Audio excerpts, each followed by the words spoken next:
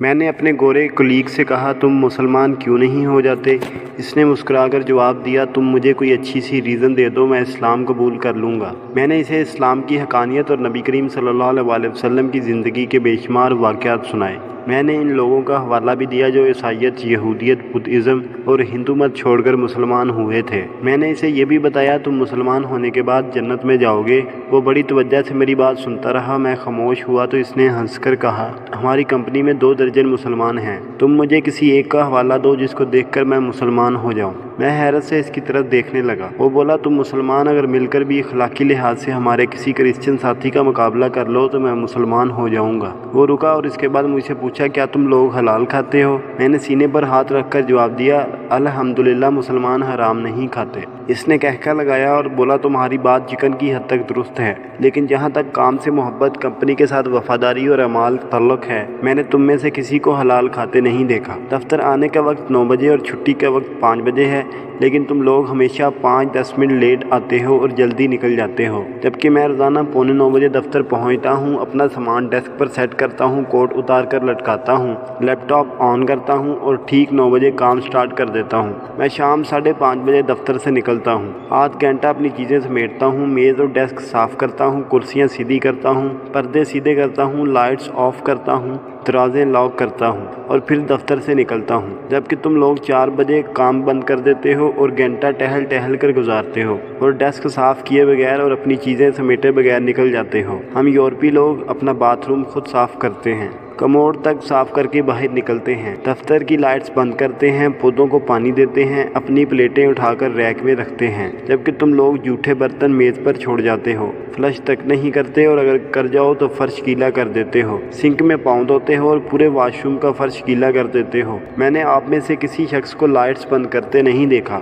آپ کے لوگوں کے ڈیسک میس ہوتا ہے، کوئی چیز ترتیب سے نہیں ہوتی، آپ لوگوں کے لباس پر بھی سلوٹیں ہوتی ہیں اور ہاتھ بھی گیلے ہوتے ہیں، آپ لوگ دوسروں کی طرف دیکھ کر مسکرانا بھی جرم سمجھتے ہیں، کام لٹکانا آپ لوگوں کی عادت ہے اور کام کے دوران گپ لگانا آپ لوگوں کا مشغلہ ہے، آپ لوگ کھانا بھی نہایت بدتمیزی سے کھاتے ہیں، منہ سے چپ چپ کی آوازیں نکلتی ہیں اور چائے بھی شڑپ شڑپ کر کے پیتے ہیں۔ ہم یورپی لوگ کسی کی پیٹھ پیچھے بات نہیں کرتے، جبکہ آپ لوگ سراسر دن دوسروں کے نقص نکالتے رہتے ہیں۔ ہم خوراک اور ادویات میں ملاوٹ نہیں کرتے، آپ یورپ کی کسی بھی جگہ سے کھانے کی چیز خرید لیں، وہ خالص ہوگی اور ڈبے میں وہی کچھ ہوگا جو اس کے باہر لکھا ہے۔ ہم لوگ ایکسپائری ڈیٹ کے بعد خوراک کی کوئی چیز فروخت نہیں کرتے۔ یورپ اور امریکہ میں ادویات میں ملاوٹ یا جعلی ہونے کا تصور بھی نہیں، لیکن آپ کے معاشروں میں صدر ہو یا امام کعبہ اسے خالص خوراک ادویات نہیں ملتی۔ وہ رکا اور پھر بولا میں نے تم لوگوں کو کبھی پڑھتے ہوئے بھی نہیں دیکھا، تم لوگ روز مٹھائی اور چاکلیٹ خریدتے ہو، لیکن میں نے تمہیں کبھی کتاب خریدتے نہیں دیکھا۔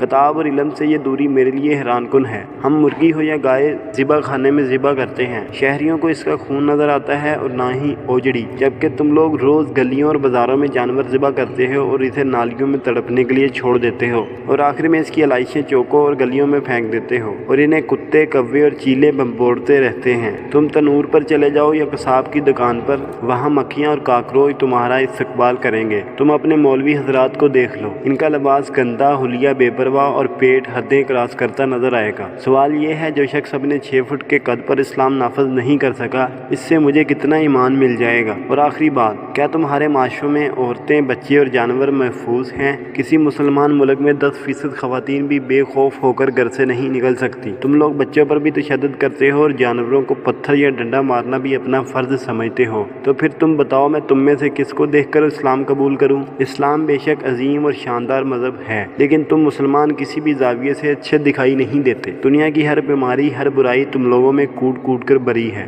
لہٰذا پھر میرے جیسے لوگ یہ سوچنے پر مجبور ہو جاتے ہیں وہ مذہب جو آج تک اپنے ماننے والوں کو نہیں بدل سکا، وہ مجھے کہاں تک بدلے گا؟ دوسرا، میں اگر مسلمان بھی ہو جاؤں تو میں کیا کروں گا؟ کیا میں بلند آواز ڈکار مارنے کے لیے اسلام قبول کروں یا عورتوں کو گودنے اور 40 انچ کی کمر کے لیے مسلمان ہوں؟ تم مجھے کوئی ریزن دے دو، میں ابھی کلمہ پڑھ لیتا ہوں۔ وہ خاموش ہو گیا اور میرا منہ کھلے کا کھلا رہ گیا۔ شیخ فرید صاحب رکے اور پھر لمبی سانس لے کر بولے میں اس گورے کی باتوں پر آج تک شرمندہ ہوں اور میں نے اس کے بعد کسی غیر مسلم کو تبلیغ نہیں کی۔ میں یہ بھی مانتا ہوں 84 سال کی عمر میں بھی خود کو مسلمان نہیں بنا سکا، میں اسلام کے معیار پر پورا نہیں اتر سکا۔ میں मैं भी शेख फरीद साहब की बातें सुनकर बड़ी देर तक इन्हें हैरत से देखता रहा। शेख फरीद साहब का ताल्लुक मानसहरा से है और स्कर्दू के टूर पर हमारे साथ थे। इनकी उम्र 84 साल है। इनकी ज़िंदगी का बड़ा हिस्सा सऊदी अरब और अमेरिका में गुजरा। बायो प्रोफेशन इंजीनियर हैं। पेट्रोलियम की दुनिया की सबसे बड़ी कंपनी में काम करते रहे और रिटायरमेंट के बाद मानसहरा आ गए। छड़ी के साथ चलते फिरते हैं मगर इनकी बातों में विजडम और तजर्बा है। दूसरों से मोहब्बत करते हैं और खुश रहने और खुश रखने की कोशिश करते हैं। मेरे बेटे शमाइल को बुजुर्ग अच्छे लगते हैं। इसकी अपने दादा मेरे वालिद के साथ भी बहुत दोस्ती थी। ये इन्हें बहुत याद करता है, लिहाजा ये अपने हर टूर में बुजुर्ग ख़वातीन और मर्दों को ज़रूर शामिल करता है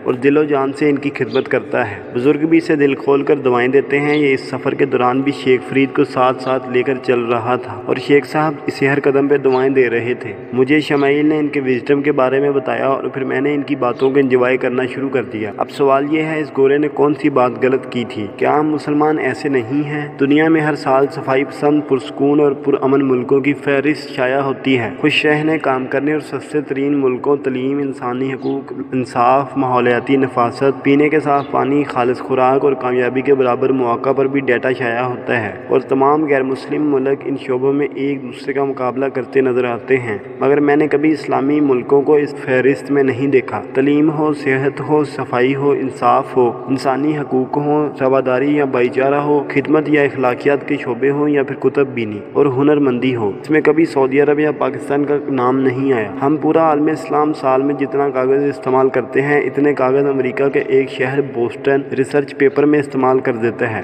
किताब ख्वाह इस्लाम के बारे में ही क्यों ना हो, लेकिन इसके सबसे ज़्यादा ख़रीदार अमेरिका और यूरोप में होते हैं। कुरान मजीद और अहदीस पर भी सबसे ज़्यादा रिसर्च यूरोप में हो रही है। खाना काबा के फर्श का मार्बल भी यूरोप से इम्पोर्ट होता है और इसे इटली की कंपनियां काटती और पॉलिश करती हैं और यही इसे फर्श पर लगाती हैं। आलम इस्लाम की तमाम मसाजिद में अजान और तलावत भी यहूदी कंपनियों के साउंड सिस्टम से नशर होती है और हम सब लोग अदवायात भी इनकी इस्तेमाल करते हैं। लिहाजा फिर सवाल ये है, अक़वाम आलम की गलियों में इस्लाम और मुसलमान कहाँ हैं? हमारा कंट्रीब्यूशन क्या है और कहाँ है? दुनिया जहाँ की बुराइयाँ, खामियाँ, कमज़ोरियाँ और आजमाइशें सिर्फ हमारे खाते में क्यों दर्ज हैं? वो कौम जो अपने मुसलमान भाइयों के इस्लाम के नाम पर कत्ल कर देती हो और मस्जिद पर हमला करके 200 नमाजियों को शहीद कर देती हो, क्या वो इस्लाम जैसे अजीम मजहब को डिज़र्व करती है? हम मुसलमानों की ज़िंदगी में भी इस्लाम कहाँ है? आपने अगर इस सवाल का जवाब तलाश करना हो तो आप आज और कल पाकिस्तान की गलियां देख लीजिएगा। आपको जगह जगह कुर्बानी के जानवरों की अलाइशें मिलेंगी और आप फिर खुद से सवाल कीजिएगा, जो कौम आज तक कुर्बानी भी सफाई और सलीके के साथ नहीं कर सकी, क्या इसे दूसरों को तबलीग करने का हक हासिल है?